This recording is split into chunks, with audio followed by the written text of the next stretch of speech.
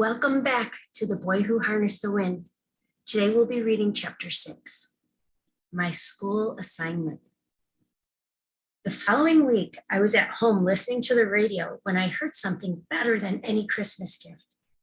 The National Examinations Board has released the results of this year's Standard 8 exams, the announcer said. I raced into the kitchen to find my mother. My scores, I shouted, my scores are ready. I took off running toward Wimbay Primary, leaping over stones and puddles along the trail, for once forgetting about my hunger. I wondered which secondary school I would be attending, Chayamba or Kasungo. Ever since I decided that I wanted to be a scientist, I knew these two schools were the best for me. They had the finest teachers, libraries, and laboratories where a scientist could master his experiments. Of course, I didn't care which one I attended. Wherever those chaps needed me, I'd happily go. A crowd of students was already gathered outside the administration building. I pushed my way toward the front and found the list.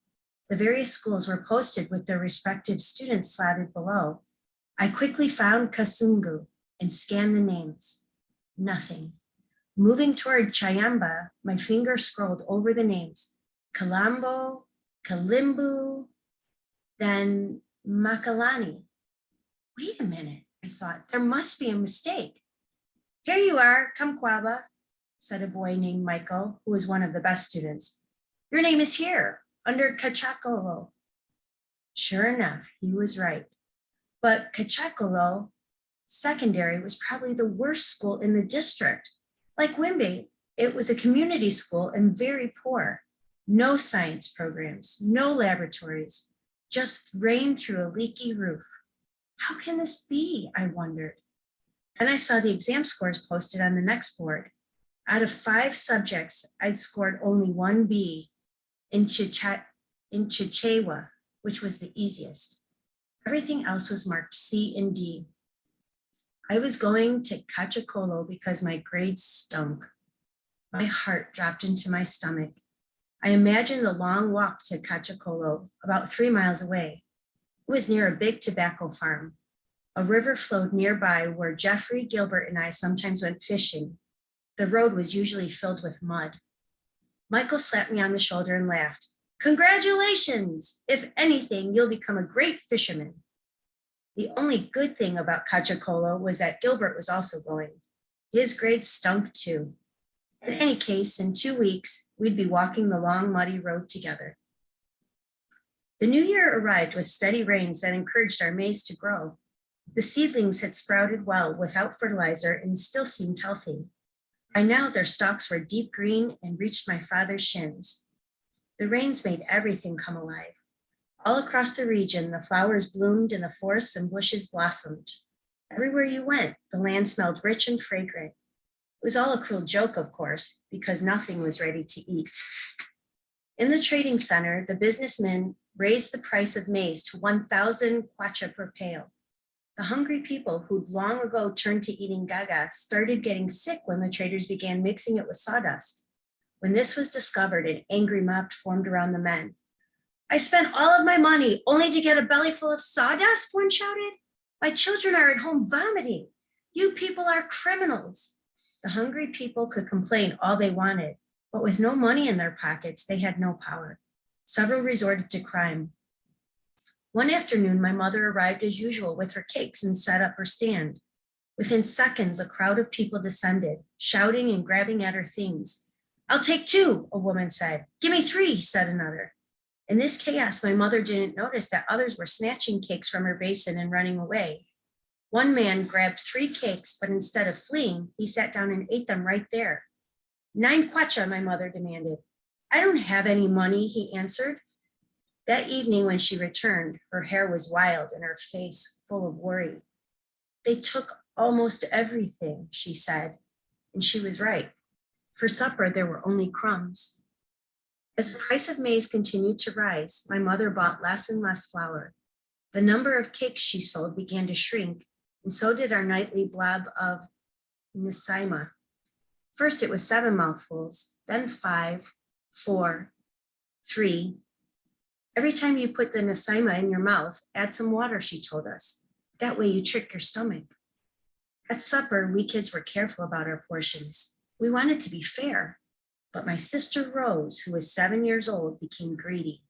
Often she grabbed large handfuls of Nesima and stuffed them into her mouth before anyone could stop her. "Hey, slow down," shouted Doris. "Maybe you should eat faster," answered Rose. We were all becoming thin, especially the youngest ones like Rose. My parents never scolded her for taking more than her share, but one night Doris reached her breaking point. When Rose grabbed a big chunk of Nesima, Doris leapt across the basin and began punching her in the face. "Mama!" cried Rose. My mother struggled to pull them apart, then collapsed against the wall. "Please," she pleaded, "I just don't have the strength." That night, we went to bed hungry again with the smell of food on our fingers, the smell that even the hottest water couldn't wash clean. The worse things got with the famine, the more I looked forward to school. Somehow, being hungry in a classroom full of friends seemed a lot easier than being hungry at home. As the big day approached, I tried my best to get ready. The first problem I encountered was my uniform. Back when we still had money, my mother had sent me to the used clothing stalls in the trading center to buy a white shirt. Well, since my wardrobe only consisted of 2 shirts in total, I ended up wearing the white one a lot and got it dirty. Then we ran out of soap. Back when the troubles began, we'd been using a bar of cheap Malua lye soap, which the whole family shared for bathing and washing clothes. When it finally ran out, we were too broke to buy another. We could wash our bodies with warm water and bangawi bushes, which acted like sponges, but a white shirt wasn't so easy. I tried everything. I boiled it over the fire, let it soak until the water was cool, then scrubbed until my shoulders were sore. Nothing worked. So I started school with yellow circles around my armpits and a gray ring around the collar. What else could I do? That morning, I met Gilbert on the road so we could walk together. "Gilbert, Bo!" "Bo, sure?" "Sure. Fit?" "Fit." "My friend, this is the day we've been waiting for." "Indeed. We should get ready to be bullied by the older boys." "Yeah, I think so." "Who do you think will hit us first?" "That's just it. If an older boy approaches us and he's not too muscular, I say we deal with him straight away." "Good plan. So who should hit him first, me or you?" "Definitely you." The 3-mile walk to Cachacolo took us over the hills and across the maize fields and past the dambos where we hunted as boys. The school sat in a valley surrounded by tobacco farms, where I watched tractors plowing a field and the few lucky men with jobs enjoying a day's work. Once at school, we gathered for the morning assembly.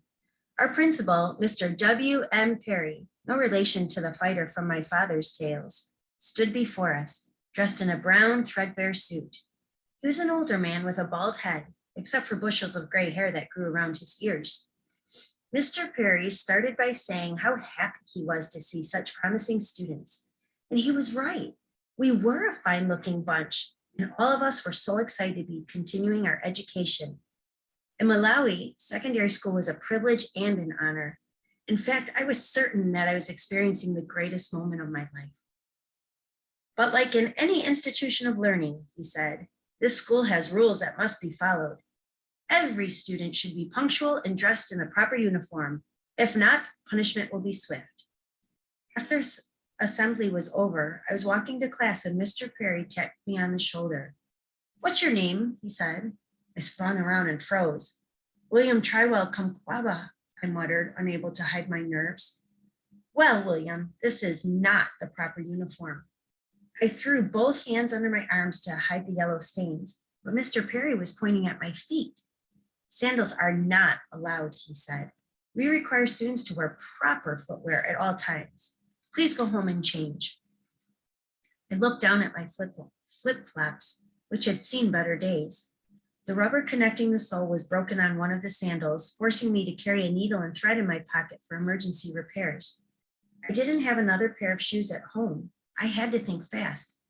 "Mr. Headmaster, sir," I said, "I would put on proper footwear, but I live in Wimby and must cross 2 streams to get here.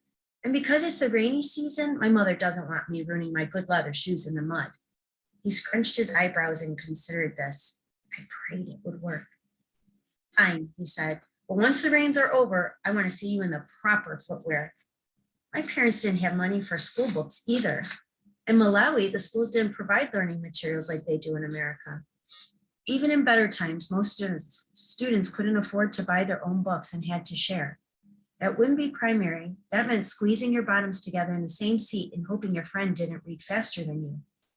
Luckily for me, Gilbert always had his own books and allowed me to look on. The two of us even read at the same level. As I mentioned, the conditions at Wimby Primary had been terrible. Holes in the roof that let in the rain, no glass in the windows to stop the cold winter wind, lessons held under trees, and of course I told you the terrible stories about the latrines. I was hoping for a better environment at Cachacolo, but no such luck. When Gilbert and I arrived at our new classroom, our teacher, Mr. Tembo, instructed us to sit on the floor. The government sent no money for desks and chairs, he said, looking embarrassed, or anything else for that matter. Certainly not for repairs. In the center of the floor was a giant hole where it looked like a bomb had exploded. The walls were chipped and coming apart. A damp breeze blew through the broken windows. And sure enough, when I looked up at the ceiling, I saw a lot of blue sky. To my delight, Mr. Tembo was a kind, soft-spoken man who was patient about the setbacks. Like most teachers in community schools, he lived in a small house next door with his wife and children. His clothes were old and a bit ragged, and the small vegetable garden behind his house could hardly sustain his family. But unlike the farmers, he received a meager salary that allowed for some extra grain during the hunger. Even still, I'd seen his kids in the yard before school, and their arms and legs were as skinny as mine. Despite the poor conditions, Mr. Tembo wasted no time starting our lessons. Right away, we began studying history, covering early civilizations in China, Egypt, and Mesopotamia. We learned about early forms of writing and how these cultures communicated with one another. I'd always had trouble in math, but I loved our discussions about angles and degrees and how to use a ruler to take measurements. I remembered hearing those words from the builders in the trading center. One afternoon, we began our lessons in geography.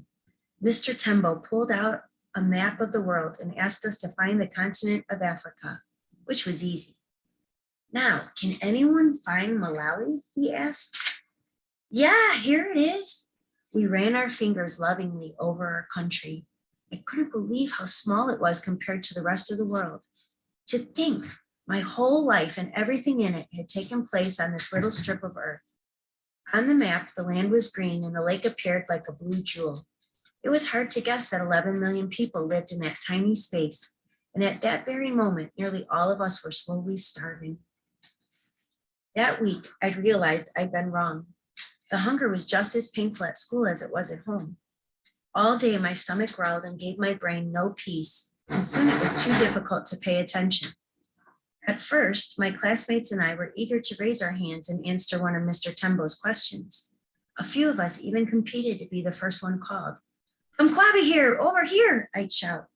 But after 2 weeks, a silence fell over the room each morning and never lifted. Faces became thinner, and since we had no soap or lotions at home, our skin gradually turned dry and gray as if dusted in ash. During recess, a few of my friends simply walked off campus to search for food and never returned. None of this mattered anyway. On the first day of February, W.M. Perry made the following announcement at Assembly.